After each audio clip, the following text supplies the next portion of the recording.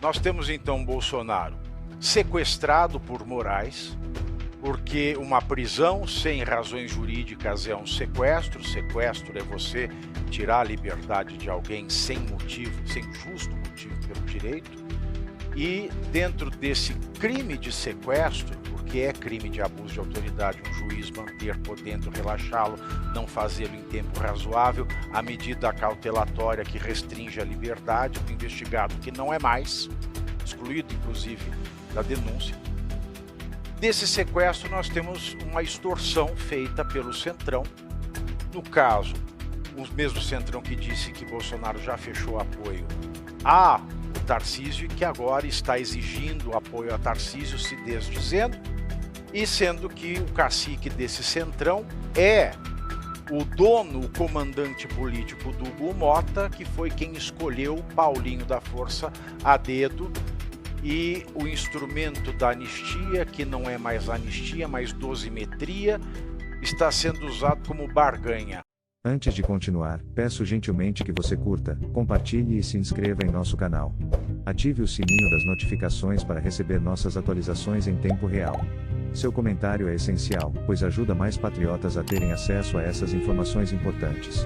Agradeço desde já a sua participação. Então a vergonha ela é danada. Holiday, por favor. Bom, primeiro, boa noite, Paulo. É uma honra tê-lo aqui conosco. E eu gostaria de perguntar o seguinte: quando a gente olha esse cenário, a gente percebe que esse centrão que tenta se colocar como bolsonarista e que foi aliado do governo Bolsonaro, pelo menos em parte do governo, agora, representado aí nesse momento principalmente pela figura do Ciro Nogueira, não quer de forma alguma... Até porque o Rueda não está muito bem na fita para ficar aparecendo dando entrevista. Né? Pois é. Vamos combinar. Esse centrão ele não quer de forma alguma um membro da família Bolsonaro como candidato a presidente da República. Quer dizer, a gente vê a todo instante notícias sendo plantadas do tipo, não, o Eduardo tem muita rejeição, o Eduardo de jeito nenhum, o Eduardo não está longe do Brasil, não consegue analisar a situação, a família Bolsonaro tem muita rejeição, a Michelle a gente discute lá na frente, o Flávio tem que ir para o Senado, o Carlos vai para Santa Catarina, quer dizer, tenta-se tirar de toda forma a família Bolsonaro da disputa de 2026 para a presidência da República. De um lado, a gente entende o medo dessas pessoas do Supremo. É o rabo preso, é a covardia, é a submissão. Mas, afinal de contas, na sua visão, e aí depois de ouvir esses tantos de emissários que vão em busca de você, em busca do Eduardo, do que é que essas pessoas têm tanto medo da família Bolsonaro, se em tese, até pouquíssimo tempo atrás, eles se colocavam como grandes aliados do governo Bolsonaro, da família Bolsonaro, e utilizavam, e ainda utilizam, a imagem dele para se promover constantemente. E querem utilizar, né? Porque querem utilizar o nome Bolsonaro, que é a fábrica de voto para 2026. O que é o nosso movimento? E aí eu me incluo nesse sentido dentro do movimento bolsonarista, chamado assim. O que se chama de bolsonarismo no Brasil é, globalmente, um movimento nacional populista. É o que se chama hoje em dia de direita, é um movimento nacional populista, que tem essa característica mais patriótica e mais populista. Por que ela é populista? Porque ela entende que há uma elite. Ela pode ser intelectual, ela pode ser financeira, ela pode ser política, ela pode ser acadêmica, que se apoderou dos instrumentos de poder e passaram a determinar como a sociedade vai viver, em geral, em benefício próprio. Então, quando você vê numa foto o Paulinho da Força, que é um suplente a deputado federal por São Paulo, ou seja, não obteve os votos sequer de fato para ser eleito deputado federal.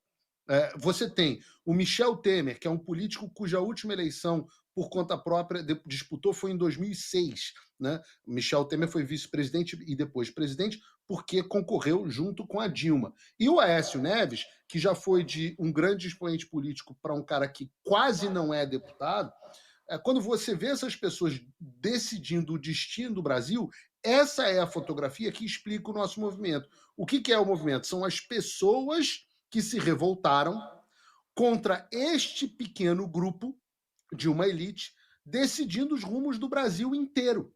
E elas decidem, por exemplo, o que seus filhos vão aprender na escola. Elas decidem o que deve ser a comida que você vai usar, se você pode ou não abrir o seu negócio dentro de uma pandemia.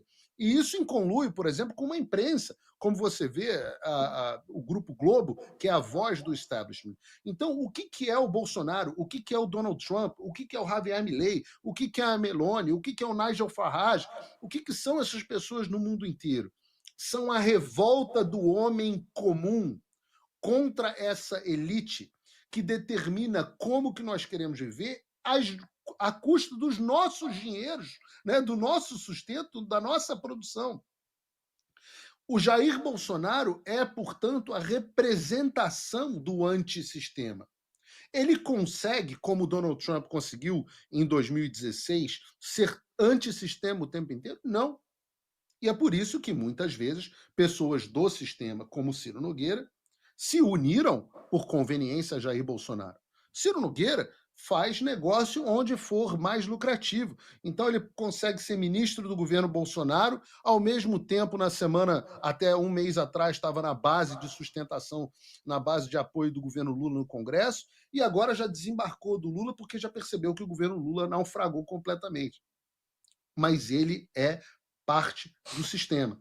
O que o Supremo Tribunal Federal faz, o que a Globo faz, o que o Ciro Nogueira faz e o que todos esses agentes fazem é garantir que o nosso movimento, que é o movimento das pessoas comuns, trabalhadoras do campo, da cidade, pessoas comuns do Brasil, consiga ter a sua vontade representada nas urnas. Então, Jair Bolsonaro, Donald Trump ou Javier Milei, o que quer que seja na sua representação, é o maior pavor que essas pessoas têm. Então, elas precisam encontrar uma alternativa para que elas, percebendo que o governo Lula naufragou, e que é um mar de corrupção e ineficiência, e que o Brasil não consegue sustentar esse grau de corrupção e está à beira de uma falência, eles falam assim, não adianta a gente matar a galinha dos ovos de ouro. Nós precisamos de um candidato que proponha as políticas eficientes da direita, mas, ao mesmo tempo, permita que o sistema faça o que sempre fez. E eles enxergam, na figura do governador Tarcísio, o candidato perfeito. Porque Tarcísio não vai brigar contra o sistema, certamente não irá brigar contra o sistema, não brigou contra o sistema até agora, é uma pessoa simpática à China, é uma pessoa simpática às ideias globalistas, é uma pessoa que acha que o Alexandre de Moraes a gente não vence, a gente se junta a ele. Tarcísio tem essa postura, que é a postura pró-sistema. Eu tenho dúvidas, porque eu sou uma pessoa, o Pavinato sabe disso, eu sou uma pessoa muito inocente, eu sou uma pessoa muito ingênua. Então, por ser uma pessoa muito ingênua, eu tenho dúvidas se o governador Tarcísio ele está fazendo parte disso ou não. Eu até acredito que não. Eu acredito que o governador Tarcísio está sendo empurrado para a posição de candidato a presidente. Pode ser, há quem diga, e eu não faço parte dessas pessoas, há quem diga que ele está participando desse processo em conluio com Ciro Nogueira, com Alexandre de Moraes e companhia. Volto a dizer, eu não acredito. Mas é inequívoco, isso aí é um fato, e está explicitado hoje na entrevista do próprio Ciro Nogueira, que o sistema quer muito empurrar Tarcísio para ser o candidato, de forma que não seja, de maneira alguma, Jair Bolsonaro ou Eduardo Bolsonaro. Então eu vou fazer um resumo e você, se tiver algo errado, você me corrija ou acrescente mais o que você quer. Nós temos emissários que a imprensa nos diz que procuram você e procuram Eduardo Bolsonaro nos Estados Unidos e falam em nome de alguém que não pode falar porque está calado, está sequestrado num exercício de abuso de autoridade, num exercício de tortura, porque é alguém que está com sérias complicações de saúde que se complicam ainda mais com o engendramento de uma briga entre pai e filho. E quem conhece a relação que o Bolsonaro tem com os filhos sabe que ele não é pai, ele é mãe dos filhos.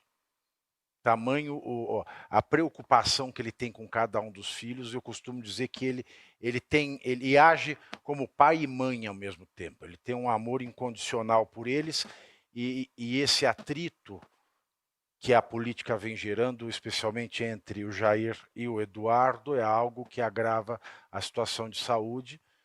É esse sequestro, esta mordaça, que tem sido mantida de maneira ilegal, porque goste você ou não do Bolsonaro, você que está no site gritando inelegível, vai Xandão, me engravida Xandão, problema seu.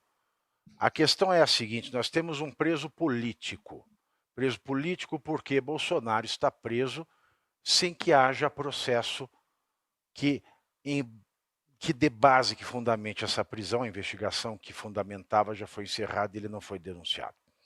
Ora, e esses emissários procuram vocês para dizer: parem de exercer um direito legítimo, que é denunciar a autoridades estrangeiras violação de direitos humanos, direito legítimo reconhecido no artigo 359-K, parágrafo 4º do Código Penal. E eu gosto de citar a lei, Paulo, porque, citando a lei, eu acredito que eu possa contribuir um pouco para comprovar que a lei Magnitsky é legítima, porque o Brasil tem uma legislação escrita, reconhecida pelo Congresso, pelos representantes do povo, e que basta ler o que está escrito no nosso direito para ver que o nosso STF não cumpre o direito. Então, eu acho didático dizer Justiça o direito. seja feita, ô Pavinato, a única ponderação aqui é que eu leio na imprensa o tempo inteiro que foram enviados emissários para darem determinados recados, e eu acho que quando esses emissários chegam aqui, eles acabam tão desencorajados pela forma convicta que Eduardo Bolsonaro e eu agimos, que eles nem dão o recado, de forma que até hoje eu ouvi muitos recados pela imprensa, mas não ouvimos ainda ninguém sentar aqui pessoalmente e falar para a gente: vocês têm que parar o que vocês estão fazendo. Isso realmente ainda não aconteceu. Então, é a imprensa que manda esse recado. Valdemar mandou pela imprensa um recado: olha, ou vocês param, ou Eduardo para, ou ele vai matar o pai. Eu achei isso de uma atrocidade sem comparação. Ele vai Ele acabar pediu matando o desculpa. pai. Pediu desculpa, mas é uma atrocidade. Se alguém me fala: você vai acabar matando a sua mãe, fazendo as críticas que você faz, eu sou capaz de parar Você de vai chamá-lo de trabalhar. canalha, né? Eu sou Você vai chamá-lo de capaz. canalha, que foi o que, Ou eu o que sou fez capaz Eduardo de parar Bolsonaro. de trabalhar. Se a minha mãe vira e faz assim com a cabeça, eu sou capaz de parar de trabalhar, porque é uma ligação muito forte.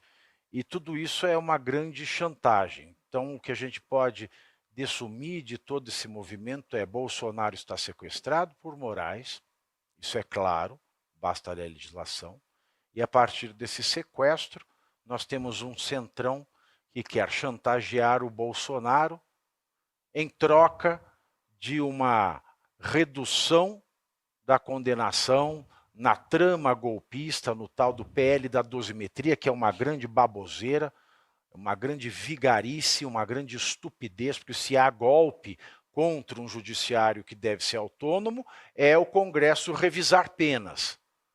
Ou ele anistia, ou ele perdoa, ou ele esquece. Agora, revisar a pena, PL de dosimetria, isso sim é inconstitucional e incabível. Então, existe, no sentir de vocês, esta extorsão, esse sequestro, essa extorsão mediante sequestro. Ou vocês param de dizer que o rei está nu, no caso, ou vocês param de dizer que Alexandre está careca, ou a coisa vai piorar para o Jair Bolsonaro. É o tempo inteiro. Isso é dito o tempo inteiro. Inclusive nas conversas que a gente tem. Ora, vocês, senão eles vão mandar o Bolsonaro para Papuda e ele vai morrer. Isso sai em matéria de jornal e é entendido, às vezes, até pelos parlamentares que estão não nos ameaçando, mas se sentindo ameaçados por essa situação porque gostam de Jair Bolsonaro. Agora, uma coisa que a gente aprende, até nos filmes mais vagabundos de Hollywood, é que a primeira coisa que você pode fazer quando você tem uma situação de refém é que você não pode dizer para o outro lado: faça qualquer coisa, mas não mate os reféns. Você tem que entrar na negociação de refém disposto a que o refém morra, para que você não negocie com terroristas. E essa é a única chance que o refém tem, é essa. O Donald Trump, aliás, está ensinando isso muito bem desde que assumiu com os reféns de Gaza.